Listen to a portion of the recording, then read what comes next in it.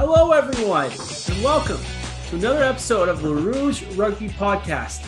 My name is Dan Murphy, and with me always is the amazing Derek Brissett and Stu Hardy. Gentlemen, in the history of this podcast, we have never been able to cover a Rugby Canada test match win. Well, no more. We don't have to say that anymore. Oh my, is that true? Over the weekend. Yeah, we did not. No. We started recording this podcast after their last test win, which was against Chile. It was against Chile. Oh my, I never thought of that. Yeah. Wow. Yeah. Oh my goodness. So wow. Okay. Wow, man. You know what? Now I feel even more fired up for this. Okay, good. I'm glad to hear it. I was gonna say, what a great weekend. Did you guys enjoy your long weekends? Absolutely. And that victory really set everything of the weekend off on the right path. For sure. Well, yeah. I had Friday night. I went to go see Shang-Chi. Saturday, got to watch Canada kick the US ass. And then did some camping for the rest of the weekend. So I mean, it was delightful all around. So I was late to the ball game. I was again in the wilderness and did not have any cell service or internet. So unfortunately, with the game not being on TSN, was not able to watch it. I got a message from one of my buddies and was like, that came back in a cell service going, holy crap, Canada won. So I'm like, oh my God. I'm like messaging these two. I'm like, what's happened? What happened? Oh my God. It's honestly, it's the most, I feel like the most excited I've been watching a rugby game since like Sam Malcolm hit a drop goal of like any kind, just because it's like, you do feel like that little extra, like emotionally invested in it. The when Heaton and Keith and Roland hit, I think it was David Anu, and drove him back like 5 meters. Oh yeah. Followed by McGinty just throwing just whatever that pass was that Brock Webster read like a book. And I was just like, oh man, I'm like losing my mind on my in my little desk space here. And oh man, that was just it was delightful. I haven't been this happy to record a podcast in apparently ever, according to Dan. Apparently ever. I've never been this happy. Was this game perfect? No. Do I care? Not at all. Happy podcast coming up. Let's go. Within a week, Canada beat the US to win the gold in women's hockey in the World Championship. Yes. Yeah. Canada beat the US in the first leg of the Rugby World Cup qualifiers. Yeah. And not a win, but a very positive outcome. Canada tied the US in the World Cup qualifiers in soccer. So it's been a great week to be a Canadian.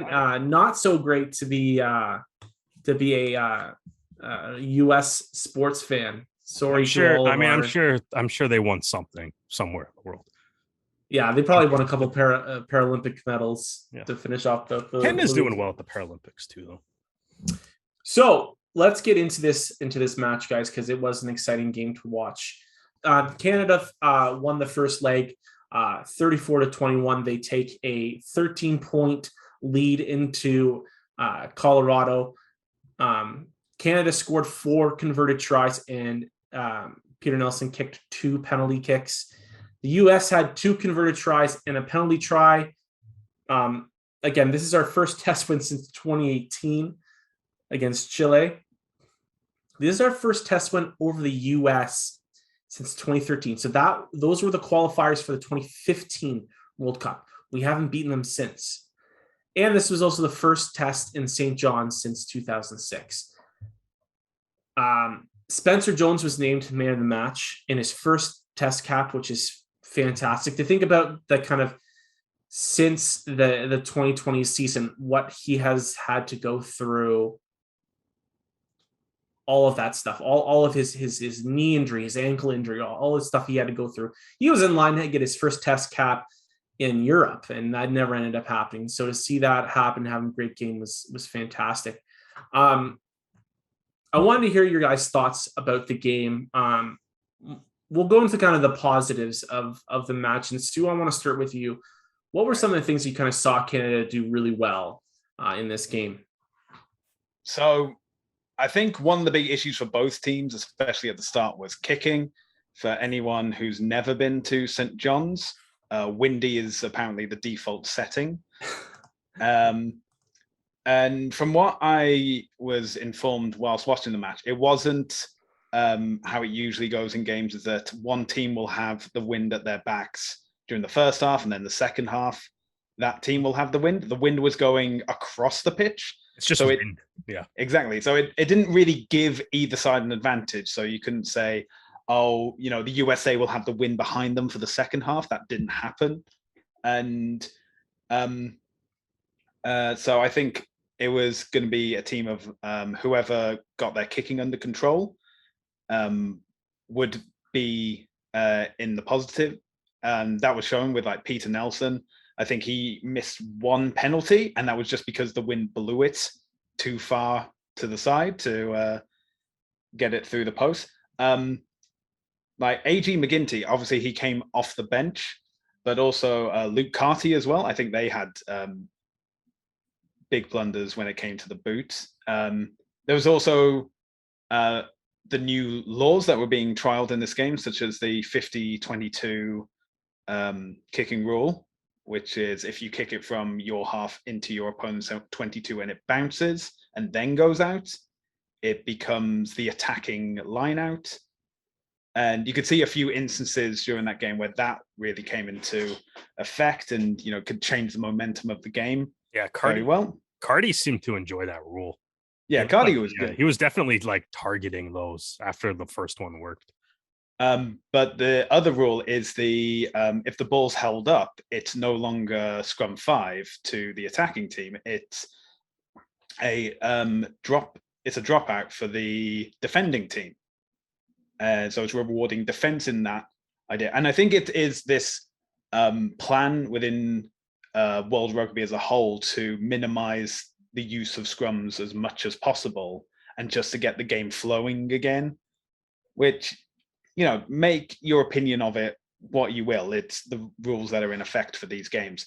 I think Canada used that incredibly well during the first half, where it seemed like it was going to be a guaranteed try for the US. And then next thing you know, the referee's saying, nope, the ball's held up.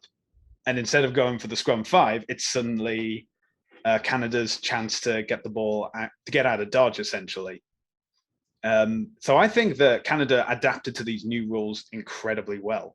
So, kudos to them. And then obviously in the first half, there was a lot of indiscipline. We had 2 yellow cards. When I first saw, let me get it right. They don't have that listed. When the second player got yellow carded, I was on the fence. Second player was Connor Keys. Yeah, so Connor Keys, where it's like shoulder to the head. We've seen already earlier this year, especially in the Six Nations, of any contact with the shoulder to the head is a red card, and they're taken off. But Mike Adamson explained his reasoning very well. I think that was incredibly beneficial, not just to the players, but also to the fans and viewers around watching it on Premier Sports, of like why he made that decision. And then it was also, I think it was Matt Heaton in the second half, tackled someone in the air. I can't remember the US. It was Dolan. It was late in the first half. Oh yeah. Somewhere around the halftime. And Adamson explained that because he was being carried, it wasn't the same infringement as taking a player out in the air. Again, I'm not entirely sure on the legality of that or anything along those lines. But I did like the clear messaging given by Mike Adamson, the referee. But yeah, there was a lot, those moments of indiscipline, the penalty try as well. These are things that, really need to be clamped down on going into like the next game. More focus needs to be given to those things. And I think it's because so obviously the penalty try was something that was given away. When it came to the second yellow card, no points were conceded during that yellow card. So I thought that was great defensive effort in order to be able to do that. But then again, you probably have this like thing in the back of your mind of like, oh, if Canada had full 15 for the entire first half, could they have scored more points? Will this be like a detriment in like the aggregate score? You know, it's all of these like what if questions. You know, Marvel will be making another what if about what if Canada had 15 men in the first half and everything turned out great for the world and Thanos was defeated. Anyway, the point I'm making is that because we've seen Canada get a yellow card during the summer and then they concede 3 tries within 10 minutes.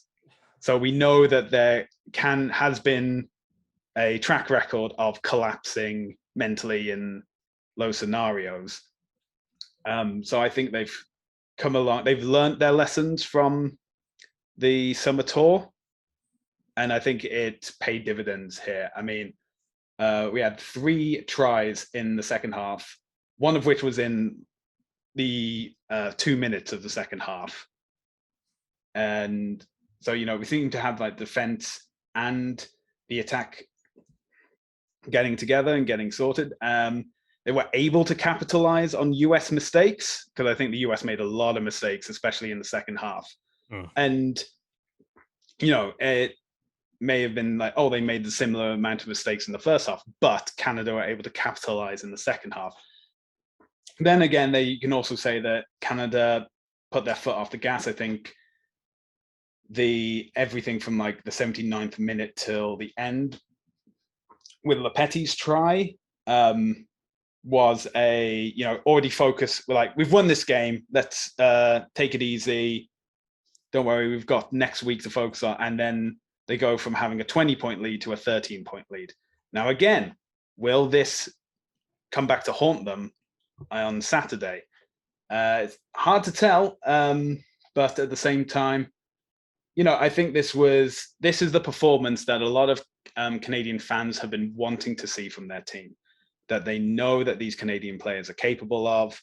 And, you know, obviously COVID aside, we haven't been seeing it for the past few years. Like you said, Canada haven't beaten the United States since qualifying for the 2015 World Cup. So there's an entire World Cup of qualifications that they didn't beat the United States in. There were a lot of test games that they, you know, we were saying before how they were like within 7 points of the United States, and, you know, years of frustrating losses. And now it just feels cathartic to see a big old W next to Canada when they're playing the USA. Yeah, no, it definitely felt good for sure. Made my weekend a lot better. That's for sure. I think rewatching the game the second time and kind of like knowing the outcome, Stu, I think you're kind of touching on something there. And I don't know if it's just like there's so many arrows on this team, and it's like what those guys had to go through in the 2021 MLR season, you know, and even like they had to bubble in Newfoundland during their training as well. They had to do everything as a team, kind of going back to that. And I was just like, there's moments in this game, you know, we can talk about the start. We can talk about, you know, the different, as Stu mentioned, a couple things that need to be improved upon. When Lucas Rumball scores the opening try of the second half, just 2 minutes into the half, and you can kind of hear the crowd erupt like they didn't do at all. Even for Thomas's early try, there was like a different sound that the crowd kind of had. And it was kind of like we're gonna, like, we can win this game sort of cheer.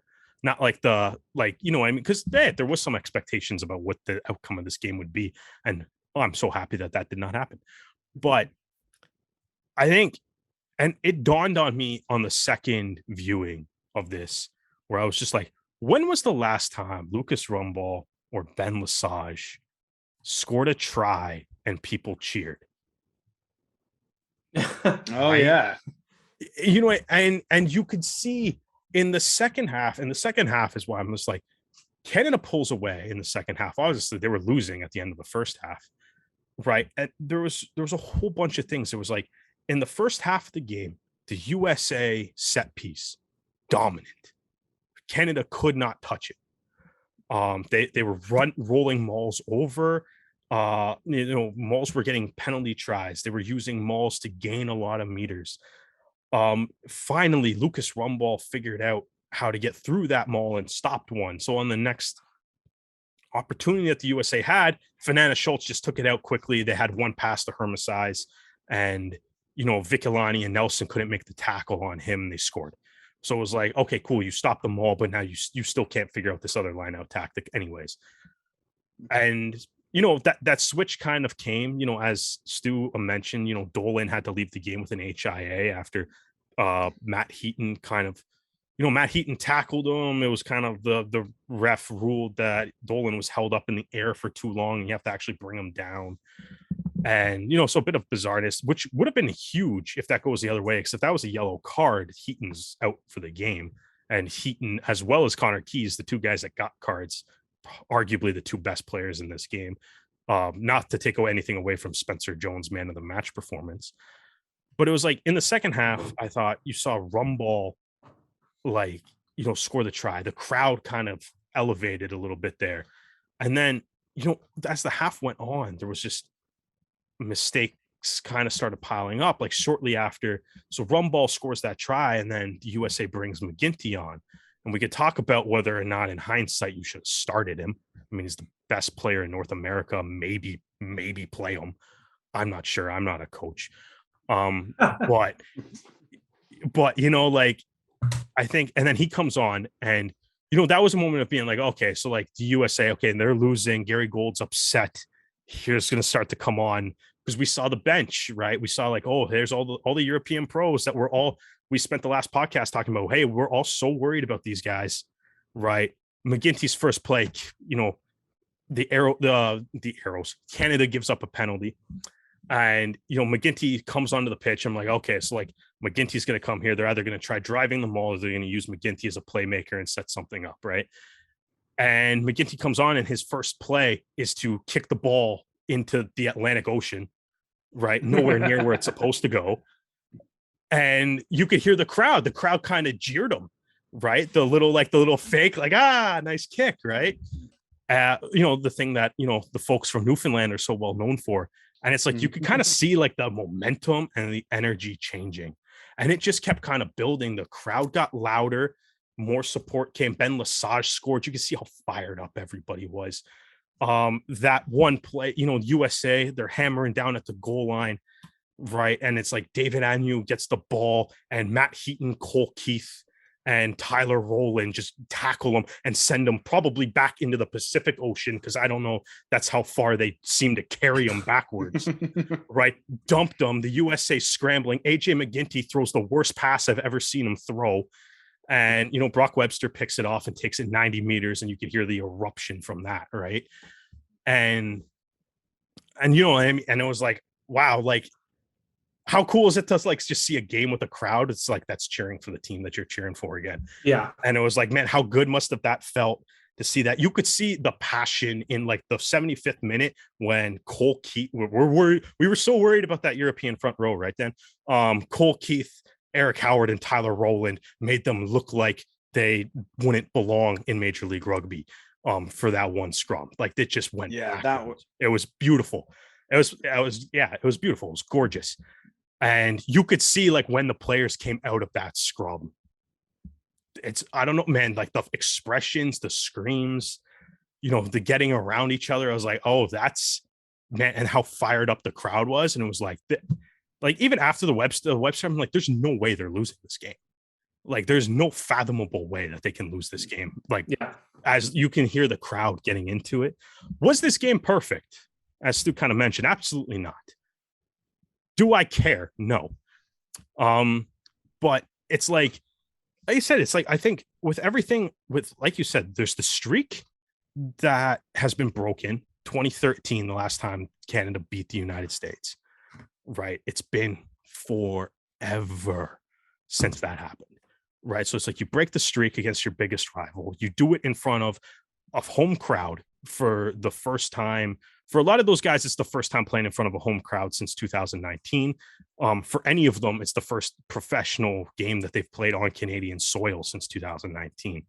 Right. And it's like you get to have all that, and all comes together so like kind of weirdly. It was kind of a wild game. The wind was causing mayhem for everybody.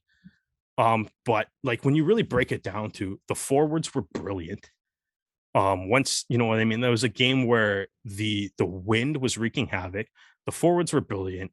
Guys like Rumball figuring out, you know, that Maul was so dominant early on. Rumball figured out how to stop it, and then Rumball kept wreaking havoc when they kept trying to do it after. You kind of go into, you know, guys like Justice Sears Duru. That counter ruck late in the first half was insane. Yeah, right. That was great. And you know, that was insane. And plus, he was at almost every ruck. Him, Tierney, every single time a player went to the ground, it looked like one of them was there. Keys was unreal. Thomas obviously scored a try. Rumball is Lucas Rumball. He just did Lucas Rumball things. Matt Heaton, one of the best games he's probably ever played in his life, despite the card. You know, Siaki Vikilani too, being like, you know, he was, you know, the amount of carries that he had, the amount of times he crashed through the gain line, drew in defenders. It was brilliant all around, like, effort. Keys and Thomas too, you know, in the second half were big on disrupting the lineout. Eric Howard's throws were accurate in the second half.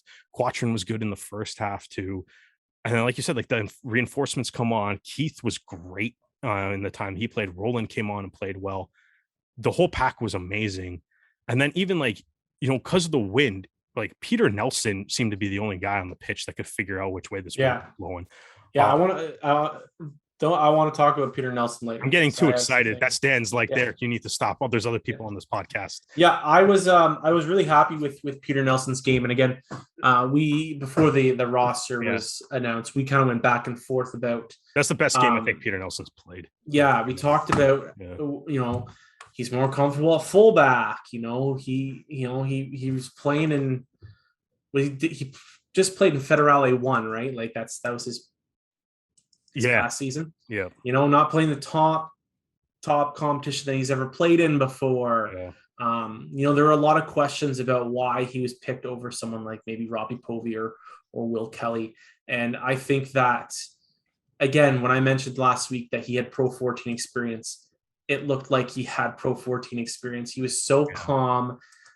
You know, I think there was one passage of play where like it seemed like they were playing like table tennis with the ball. It's like Chavetta blocked his kick, and then it was just I know what play you're talking about. Yeah, I know what I'm talking about. Yeah, so like that was really the only point where like my confidence in him was shaky. Dude, like, honestly, as Stu alluded to, the wind was crazy. Wild. But you know what? He had a couple of big plays in the air, catching the ball and bringing it down.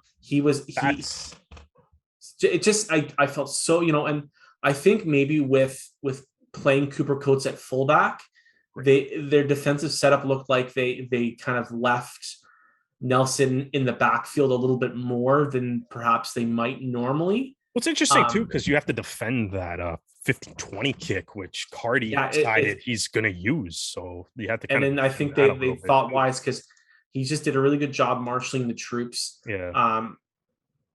Also was really happy with Cooper Coates as well. You know, the one thing we said that he needed to work on was his high ball, and you know, he was very effective. And also he had a couple of really strong runs. The one thing I think needs to be worked on, and it's a nitpick. And you know, when you have a win like this, you need to find a nitpick. It's not a nitpick. Whatever it is you're about to say, you don't have to think about it. I think the defense on the outside of the pitch needs to be focused a little bit in practice this week. Christian Dyer had a couple of I think the counter to that though is like Kanoa Lloyd burned Cruze to the point where they were like, get this guy off the field in the first half, right? Yes, that's true. But I think Cruze was actually limping off. No, but both sides of the pitch, you know, I think that you got two guys who are extremely talented offensively, and Webster and White. So, you know, this week, you look back at the tape and go, okay, the US didn't really do that much in terms of moving the ball to their outside backs. Canada was much better at that. Yeah, that's how Canada ended up scoring their tries too. Exactly. But that is my forewarning. Is that I don't think that they made it part of their strategy this week. I think they're like, we're going to shove it down their throats and we're going to use our set piece. And it did not work. Yeah. So I think that they're going to relook at that. And I'm not a betting man, but I would put money down on McGinty starting. I think the decision to put McGee at fly half and Carty at fullback was a weird decision, considering they spent all season playing.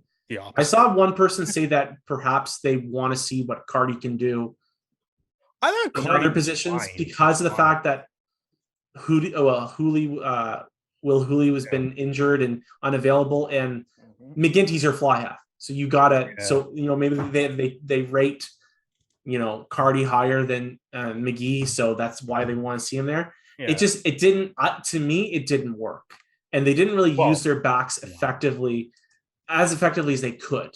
You look at that second half against England, and they used their backs well. So I think if you kind of look at I think a couple things then that you kind of touched on. You're talking about like Nelson and Coates under the high ball. I think that was a big advantage that Canada had over the United States in this game. Yes. Canada was, every time the ball was put in the air, a red jersey came down with it somehow. Coates did well. Nelson was doing very well. Kainoa Lloyd was doing very well under the high ball. It even got to the point like Siaki Vikilani at one point was like, oh, I guess this is going to land right on top of me. I might as well be the guy that comes up and gets it.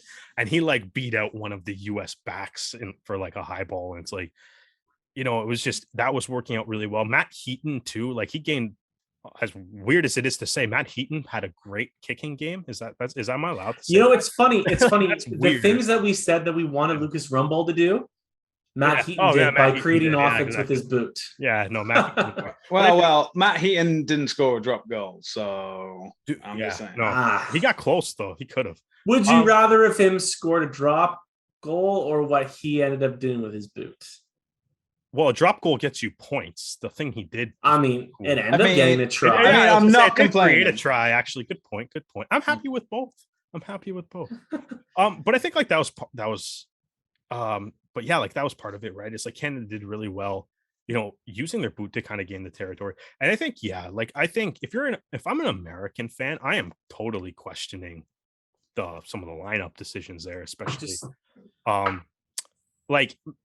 I think too, you kind of look at the first play of the game, right, where like Ross Brody's box kick just sails on him way out into, ends up in like the call by Gareth Reese is so funny. It's just like, oh, what a good clear kick. Yes, and it went out too far. Yes, the perfectly weighted kick that went 20 feet into touch. Yeah.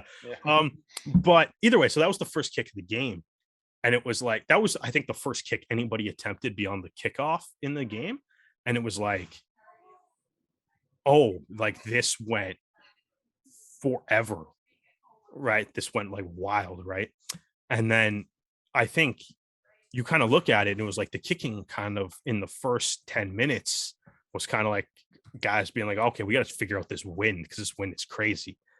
And McGinty, I don't think ever got that chance to settle into the game, especially since like his first kick like was a turnover. And it was like, Brody, I thought Brody did well. He kind of bounced back from that early mistake, even though it resulted in a try. He kind of bounced back. I thought Brody played really well too as the game kind of progressed.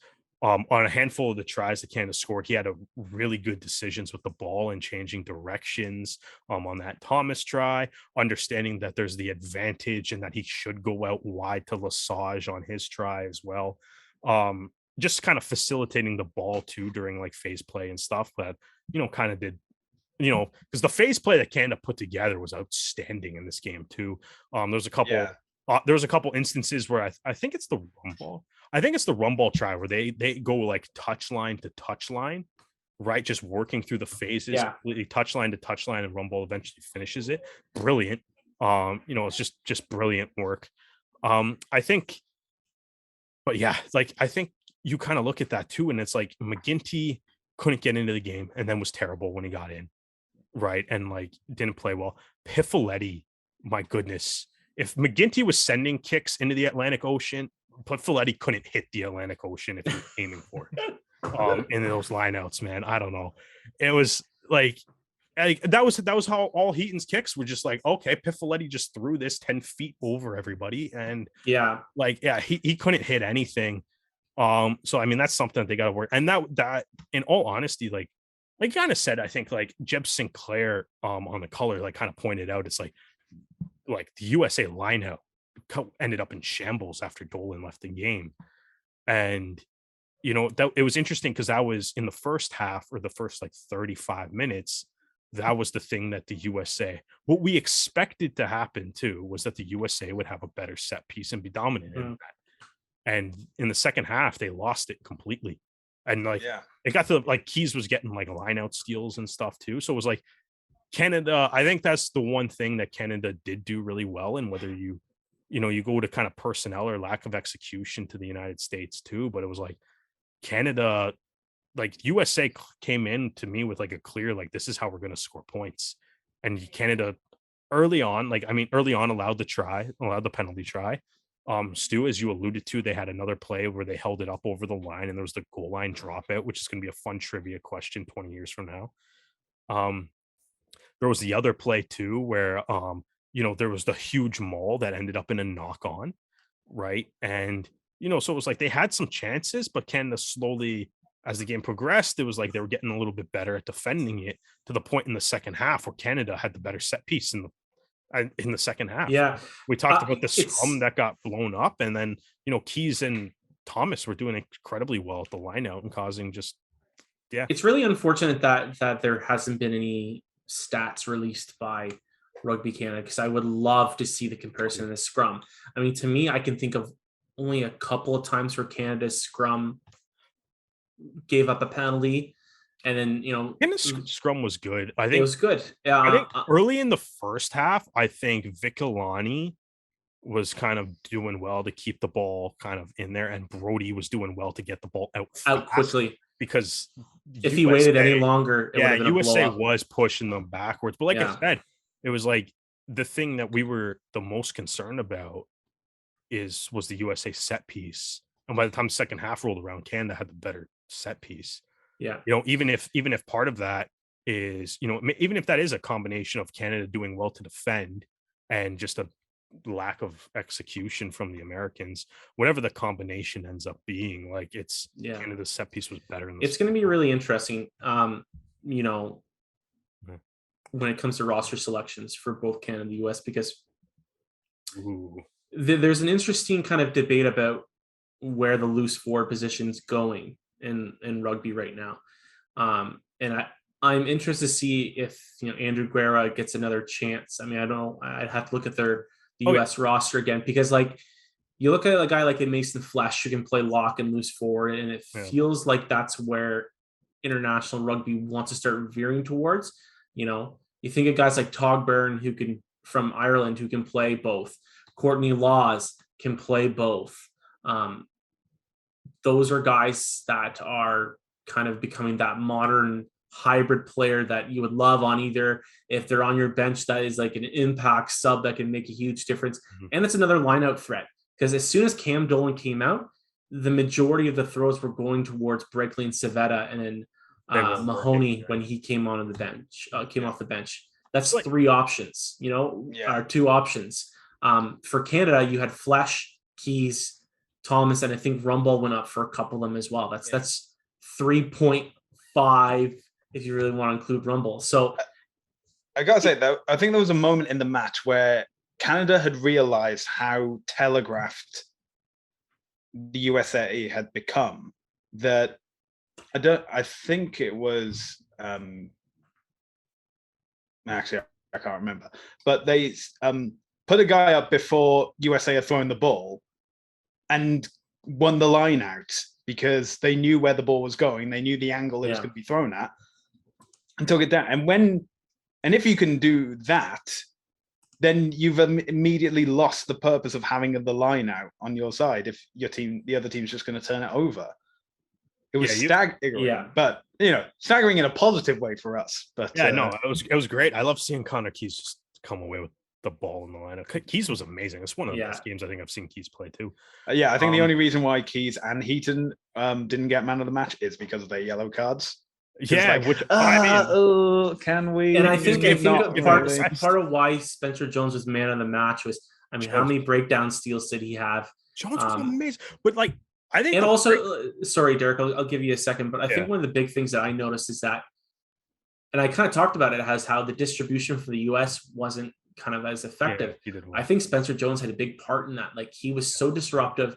His line speed and defense was so great. Aggressive. Him and Lesage on D. Oh man, watch that. And there's something to be said about familiarity in your centers and how just effective it can be when they've played together enough next to each other and they can trust each other. So Lesage sees that his partner's going up to maybe kind of a little bit more of a rush defense. He can lean back a little bit or go in to support him. That familiarity is so helpful. And we're going to talk and with Marcel Braque going to the Gilgronis, him and Bryce Campbell playing together at club and international level, that's just going to be a boon for the US. Yeah. I think the one thing too with Jones's game here, his kick chase was outstanding. Yeah. He seemed to be every time the ball was in the air, it's like a USA player couldn't make a catch without being draped over by a red 12 jersey. There was a play early in the games too. I think it's the first penalty that Nelson slotted, right, is a great kick chase from Jones, wraps up Cardi immediately, and then Lloyd and Rumble are the first two guys to the ruck and turn the ball over. Yeah. Right. And that sets up the first penalty, right? So it's, there's a lot of just those plays that Spencer Jones made were just brilliant. And fully deserving of men in the match. Keys and Heaton are probably the other two guys who maybe give it to. Maybe Nelson. I thought Rumble was really good too, but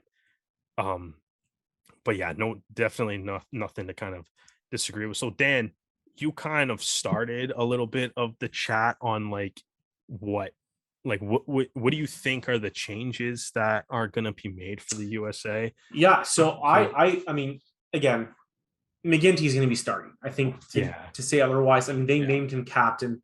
The only reason why he wasn't starting was because of to be honest. And they talk about complications due to COVID. I wonder if that was. It could be many things. Well, they said he arrived at camp late or something. Yeah, but so that could be many things. So my whole thing was if he could have landed in St. John's at noon. I'm McGinty start him. Yeah. So I'm betting money that he's starting. Yeah. I think you're going to see new props. I think one of the things I think about some athletes is it's one of the reasons why some starting pitchers don't make good relievers. Yeah. It's just you have a little bit more of or the other way around. You have your kind of your best talent is that you can play consistently for a long period of time compared to short bursts. And I wonder if that was kind of a situation with Joe and David. Fawcett's got to start. He played incredibly well, I found, in the first half. Yeah, I think he's one of the best hookers in MLR, and I honestly feel like he could probably get a contract in Europe somewhere. He's that strong.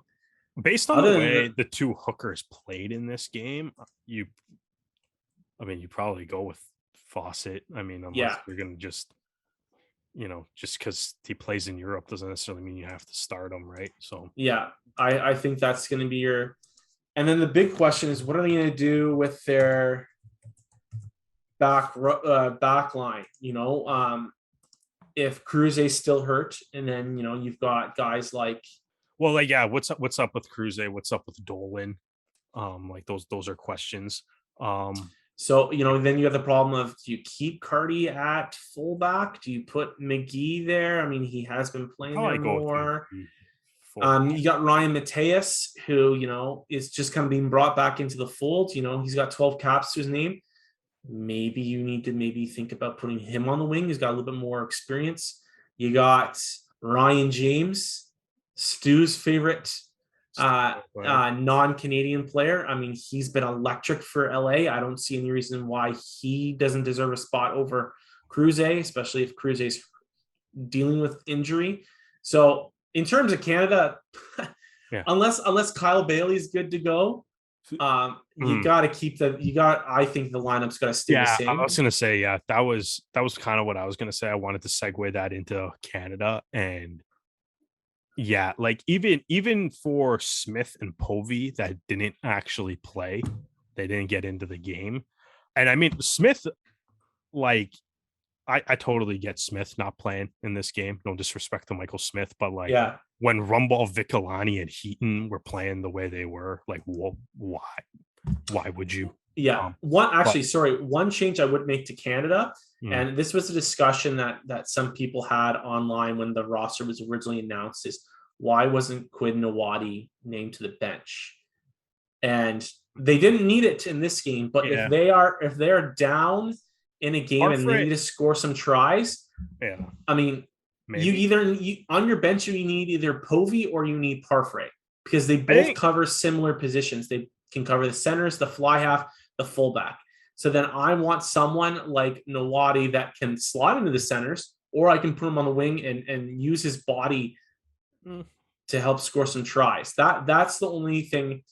Part of why you pick guys for your bench is that X factor. And Nawadi proved that he can stick it at test level, in my opinion, when he played for Canada against Wales. So who would you take out then? You taking out? I'd probably take out Povey. Okay. I don't hate that. I mean, I think, to be honest though, I'm kind of in the, like, if it ain't broke, don't fix it. Yeah, exactly. If it ain't broke, don't fix it. Yeah. I mean, I think you kind of come out of that where Canada was definitely the underdog in this game, and they were the better team for the vast majority of it in all reality. And you know what I mean? Like, you even kind of showed that it was like, like, the guys on the bench, can hang with, some of the best players on the American team, right? And just the way that worked out, I would probably run it back, barring an injury to somebody that obviously you need to replace that. If that is announced, if Bailey's ready to go, I don't like. Maybe you put him back in, but it's like you probably take out Mason Flesh. You don't tweak the starting lineup at all. Yeah, I think that's fair. If Bailey's good. If he's not, I'm not bothered by it, and I would happily have Flesh back in the lineup. I wouldn't change much. I would run it back unless somebody got hurt. If there's an injury or whatever, that would be it. Like,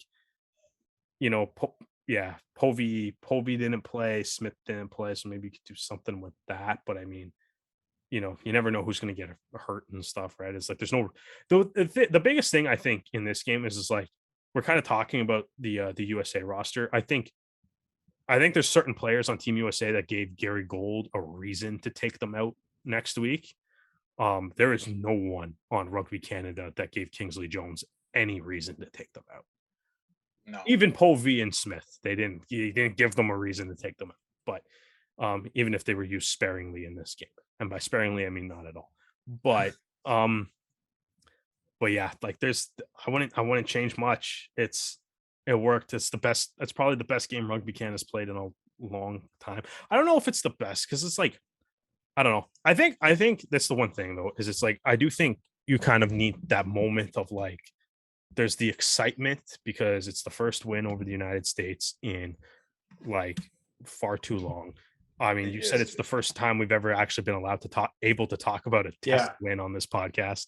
So that also tells me how long it's been. So we're on, what is this, episode 8? What is this, 88? Whatever? So that's a lot. We've almost done 190 yeah, that's a lot. We haven't been in. I mean, part of that is an entire year of no rugby happening, but still. That's fair. Sure. But it's like it's been. But we also covered a lot of Canadian rugby pre-World Cup and World Cup. So Yeah. But I think that's the whole thing. It's like I think there's the immense high right now. And it's one of those things where it's like I think there's the immense high. Fans have every right to be happy. We have every right to be like, yeah, woohoo, go Canada, we won. The players had every right to go out to in St. John's and celebrate the win. But it's like it does kind of hit back that this is an aggregate series and the job's not done.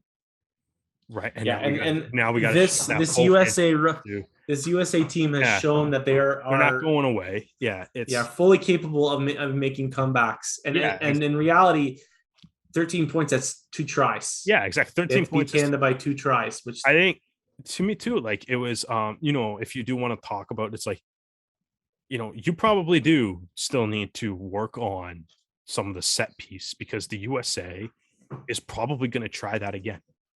Right. They're probably going to try to use the set piece to be like their main weapon and steamroll over you with that.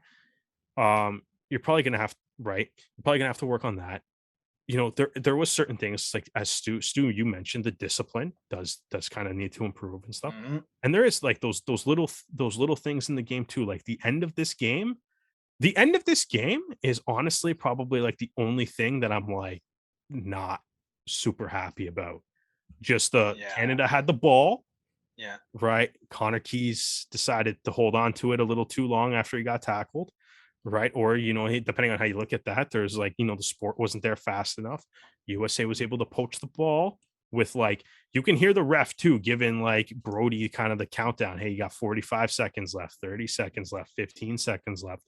And you turn it over late in the game and that's set up a try for the United States.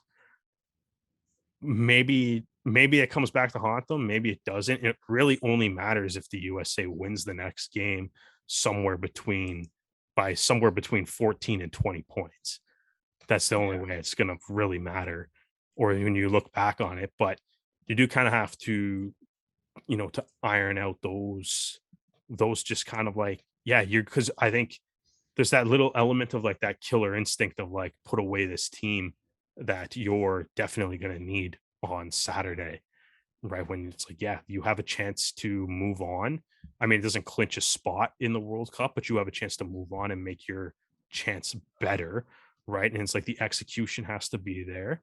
The execution does have to be there. You're going to have to be prepared to defend. They're going to do the maul, right? And it was and it was something that, as I said, Canada figured it out, right? But they're going to come back with it, right? So you got to prepare for that. You probably have to, the Canada's defense I thought was really good in this game. There was a lot of handful of goal line stands. Obviously, the big one at the end that involved Heaton, Rowland, and Keith with the big hit that created, that ultimately led to Brock Webster's try too. I thought, obviously there was the ball being held up. There was a knock on the goal line.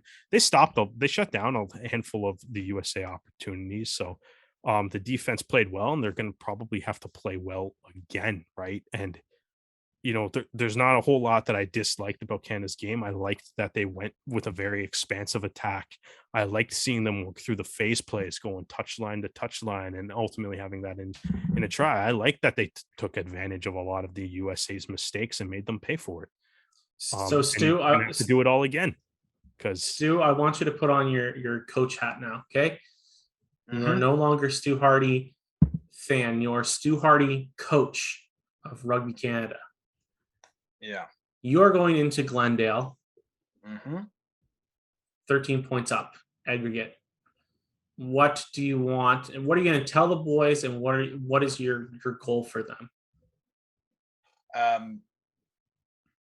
So I want them to continue where they left off in say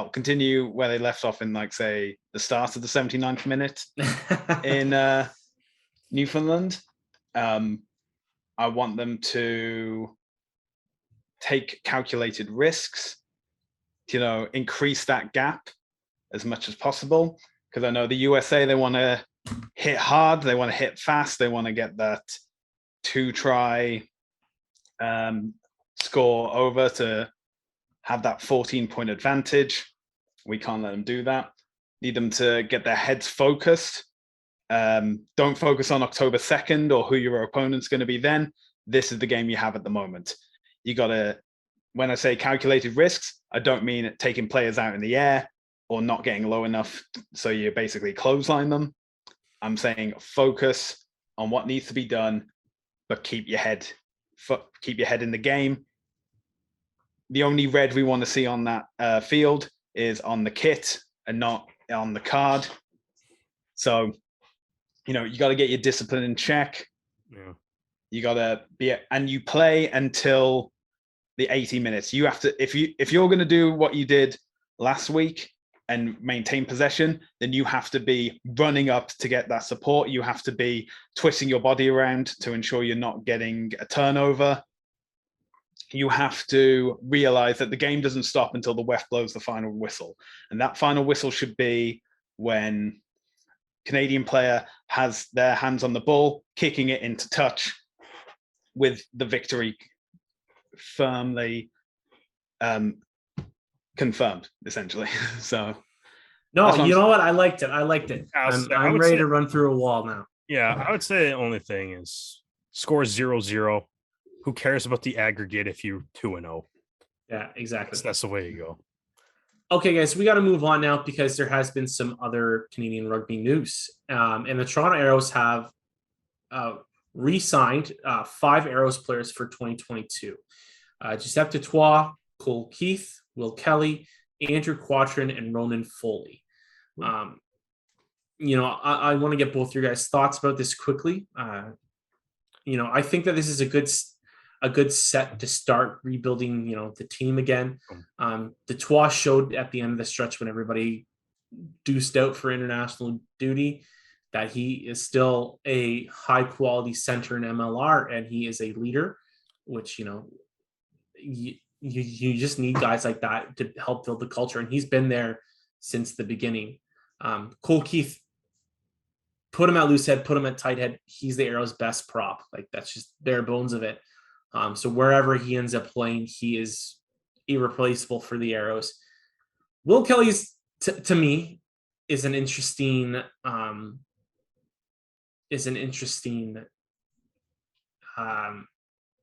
specimen for piece for the Arrows, because this season is going to be really important when it comes to selectors for the future for Will, because he's got to show that he can make those plays in the big moments of a game, because the clock's, I don't want to say the clock's ticking on him, but he's starting to get out of that I'm a prospect, I am now a seasoned vet territory. He's kind of in that, he's nearing the end of his honeymoon stage is what I'm trying to say. So I'm excited to see what Will can do. Again, Taylor Adams is gone, so Will Kelly should be getting plenty of opportunities this year. Andrew Quatrin, the Q was, he's been one of the OG Arrows the whole time. He has put his body on the line. He used the Arrows as a, diving board for the national team. Played so well in that inaugural season, got to go to the World Cup, came back, was one of the best, hookers in that shortened 2020 season. This previous season, injuries really kind of, I think, played a big role in, how effective he was, but he showed this past weekend that he is a top quality hooker in MLR and also for Canada. So, excited to see him sign on for another year. And Ronan Foley, I'm really happy to see what he can offer. We're going to talk about another, loose forward for the Arrows that might be leaving, and it sounds like there's going to be more change. So it's great to see Ronan get rewarded for his hard work near the end of the season. He had the work rate. It's just to see him, let's see him get more consistent MLR time. Let's see him build on those strong plays that he made near the end of the season.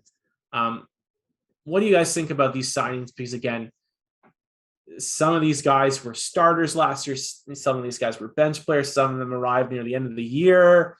It's a kind of mixture of players to start with their re-signing season. Yeah, I mean, I'm happy with it. It's it's a group of 5 guys. You kind of touched on it there. Like they're important pieces of the team, right? Quatrin and Keith, obviously 2/3 of the front row. Dutois captained the team when Lesage and Rumble weren't available because of international duty. So that, just the fact that they gave him the C shows you how important, the coaching staff views Giuseppe Dutois' contribution to the team. Will Kelly, I mean, I'm still super excited for what he can do. Dan, you make him sound like he's like 32 years old or something. He's actually only 24. So like, he's still a young player that's able to develop, and fly half is an incredibly important position in Canadian rugby that's gonna certainly has to be looking forward. I mean, we kind of wax poetic about how great Peter Nelson has played, but we've also had our reservations about his game in the past too, right? So that'd be interesting. That'd be fun. You got Kelly, Kelly and Martin Feek that can, kind of come in and be some Canadian born and bred fly halves within the Arrows organization. Ronan Foley, I think, I'm excited to see him. Like, I'm certainly not surprised to see that he's re-signed. I mean, it would be, you wouldn't necessarily come over, play like 3 games and then bounce after, right? So, clearly the Arrows were using those, those few games at the end of the year when they needed those reinforcement top-ups to, get some looks at guys going into the next season. I thought Foley played really well toward the end of the season. He's good at the breakdown, had some nice carries, and excellent tackler too. So, it's a good kind of core piece. I mean, the Arrows have always been the best team in Major League Rugby as far as like player retention goes year after year.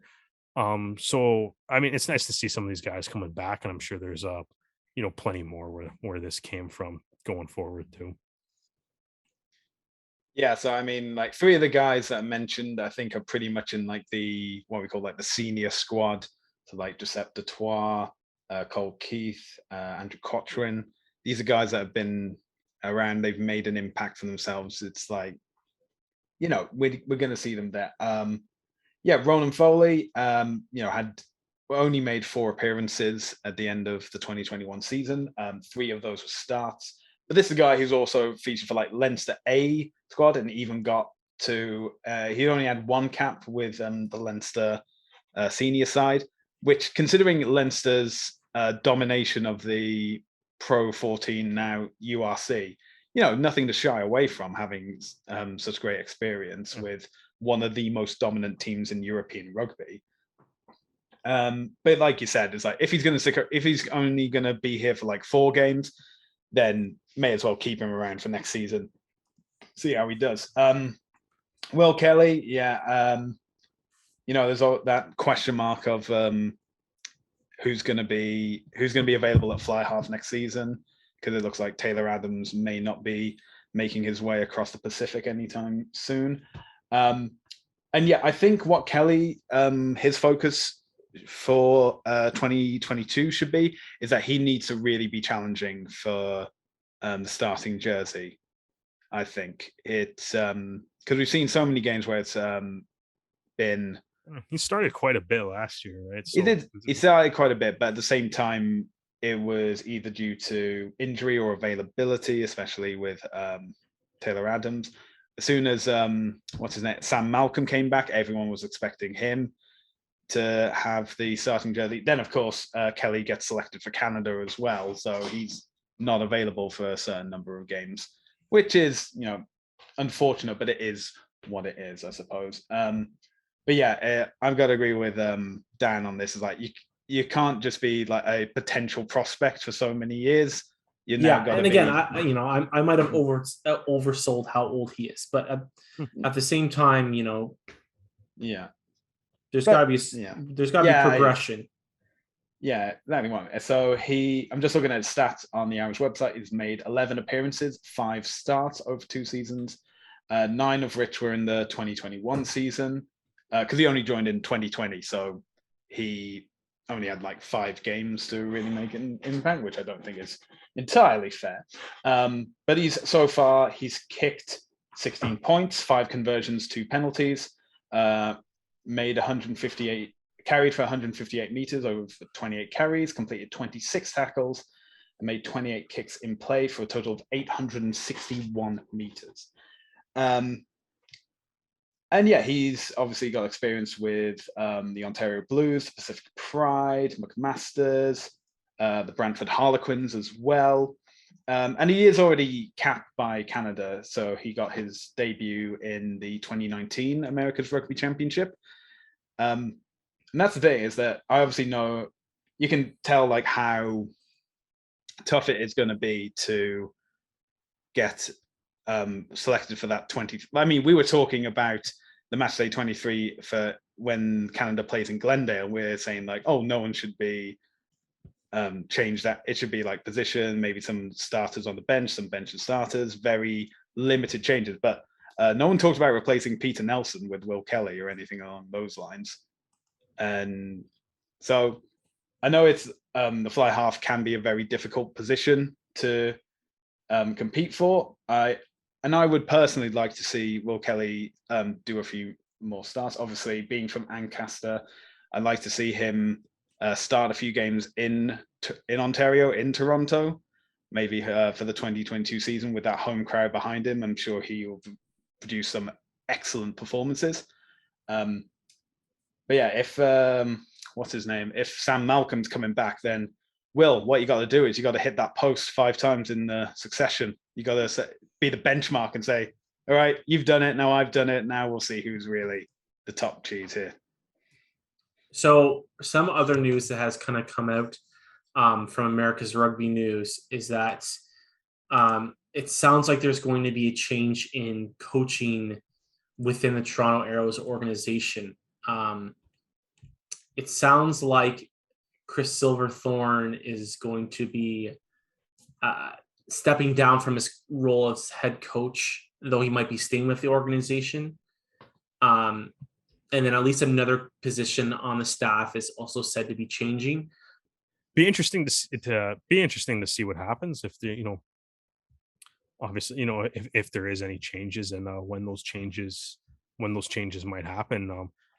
Definitely might be a little bit of a different look in Arrows staff for like the first time in ever. I guess. Yeah. Well, this is the thing. So a tweak here and there, but yeah. So I just want to point out that on the Arrows website, Chris Silverthorne is listed as the director of rugby. Yeah. And now we know that, like titles can be interchangeable and so on and so forth. But it may be a case of Chris is becoming solely a director of rugby. Like he's overseeing the rugby of the Arrows, like the Arrows Academy, more from an admin perspective than active hands-on. And then it's so as you said, like say stepping down, but like, yeah, listen, the thing is like it could be like this. It could be like, I'm going to use hockey for example. You've got the president like Brendan Shanahan who handles like the hockey operations, the business side of things, partnerships, all that kind of fun stuff. And then you've got the general manager who runs player transactions and your minor league affiliate. So in the Arrows case, that would be the academy program. And then you've got your head coach who is dealing with roster decisions and stuff like that. It all depends on, there obviously there's someone in the leadership of the Toronto Arrows that's saying, I need to take a step back, or we need to restructure because it's not stepping down, right? So you have to assume that anything. It said, I mean, according to America's Rugby News, right? It says is expected to step down. So you'd have to assume that if it's stepping down, it's less responsibility. The full line is Chris Silverthorne is expected to step down from his role as head coach, though he may stay with the organization in another role. Right, but I'm just saying, like, if it's stepping down, that sounds like it's less responsibility of the head coaching. Yeah. Right. That would sound like it would be less. But anyway, this is all speculation. Rumors. We would love to hear from you guys. What do you guys think would be the best kind of, situation for the Arrows? This is an interesting kind of discussion because, they have been very lucky to have members of their team that have had experiences from all walks of North American rugby. So it would be interesting to see what happens. So it's a little bit more juicy gossip. MLR is starting to ramp up their juicy gossip as the league grows and grows. And this is really sad. And it's a big bummer because Tommy De La Vega is apparently rumored to be going to France. This is also from the same America's Rugby News article. Same America's Rugby News article. Will be leaving to go to a French team and the Pro D2, which he is currently, as Stu pointed out to us before the show started, enjoying a vacation in Europe. So that's an interesting little tidbit. De La Vega, especially this year, but in the shortened year, has been one of the Arrows' best players, in my opinion. Amazing. Yeah. So to hear this is a big loss for the Arrows. There is a chance that the MLR's best back row might not be together next year, and it's looking more and more like that's going to happen. I don't want to sound ominous about it, but I mean that's just the bare bones of it. We've heard that a lot of the South American tangent of the Arrows might be looking to part ways, and this is just kind of the second player from Levis previously retiring from rugby, and now De La Vega's moving. A lot of things are happening with the Arrows, and it's kind of sad, but also exciting to see who might step up and take that spot. Yep. Yeah. Go ahead, Stu.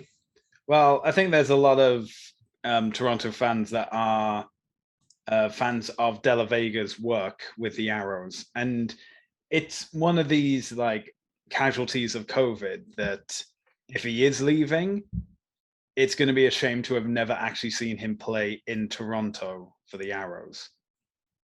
But then again, I'm sure there's a thought of that. Why, man? But then again, it's happy podcast too. It was about Canada winning. You're bringing it. But then again, we can also say the same for Richie Asiata.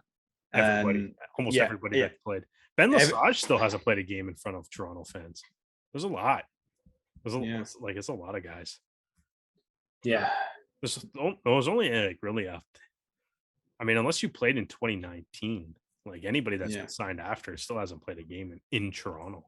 Yeah, hopefully that changes soon. Well, we're hoping that for 2022 we'll have the Toronto Arrows playing in Toronto. I know it's such a strange concept to have, but I think this is obviously the downside of one of the many downsides of having to play in Atlanta for last season and all away games for the start of 2020 as well, is that players that have been signed for this year and last year who have already made their minds up of not returning, we're not going to be able to give them the send-off that we would like them to. However, that's I can say that's a selfish approach, and obviously these players are focusing on the next steps in their lives, not just their rugby careers. And it's a shame to have never seen De La Vega play in Toronto, but if this is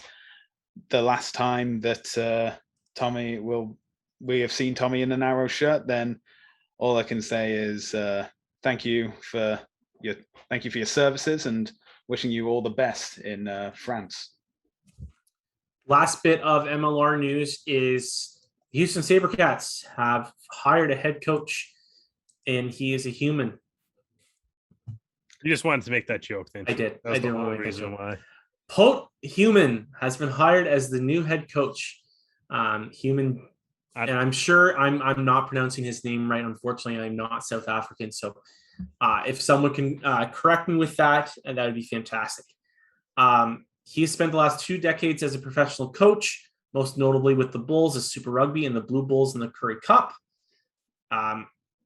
He has had previous experience working with Heinke Meyer. So, it's going to be interesting. I've seen kind of some comments that maybe, he's a little, oversold because of, his playing days and blah, blah, blah, blah, blah. At the end of the day, we're grabbing another coach from a domestic competition that has professional experience. And I think so much of what makes a coach in startup leagues so important is their experiences of dealing with pros. Mhm. And we need more of that in MLR. As much as I believe that there needs to be a focus in strong development of North American coaches, Canadian and American, we also need former pro coaches to show us the way on how to kind of handle the day-to-day usage of players, and also just how to run the show. Because I mean, why do you think so many Canadian hockey coaches are getting jobs overseas to start programs or to run hockey schools or, to be part of fletching leagues? It's because they've got the experience to, lean off of. So, I'm excited to see how this all turns up. The Houston Sabercats are going to be a very interesting team to watch. So yeah, I'm excited about it. I don't know how you guys feel about it. Yeah, I mean, I think it's cool. I mean, I'm not overly it's not an overly shocking signing. I mean, considering the South African guy hired a South African. Well, it's not even that, but they won. They with the Blue Bulls in 2007. They were both on the coaching staff, right? Yeah. So it's it's it is one of those things where it's you can see it across Major League Rugby. You see it across all sports. Really, it's if it worked before, why can't it work now? Well, it's not even that though. It's just everybody's got their guys, right?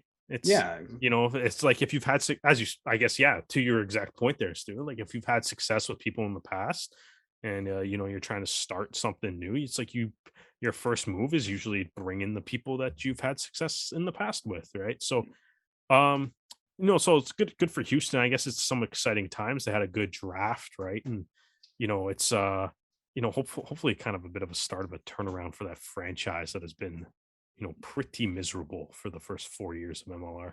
Well, yeah, I mean, with this kind of improvement, the only way to go is up. I mean, literally, they finished bottom of. Stu's never heard of the Buffalo Sabres, apparently. In MLR, for crying out loud. Hey, Saber, say it's in the name. It's in the Okay. Something interesting is that I wouldn't make fun of people from Houston by comparing them to Buffalo. It's fine. Okay. One thing to mention in the Americans Rugby News article is obviously saying that fan out from Bulls Pota Human is to be its right man. But the last line in that paragraph is look for more South African influence to follow. So maybe this isn't the only South African coach that'll be joining the Sabercats this year. Or it's just a bunch of players. Or Cheslin Colby is going to cancel his Toulon contract to come play in America. Sia Khaleesi and yeah, exactly. Yeah, that's the Beth. And why take the money when you can come live in Houston? Yeah. I mean, Houston's pretty great. Nice. So I'm not going to trash Houston. I've never been to Houston. I know they have space stuff. Ooh, that's about it. They got a trash baseball team. Cheaters.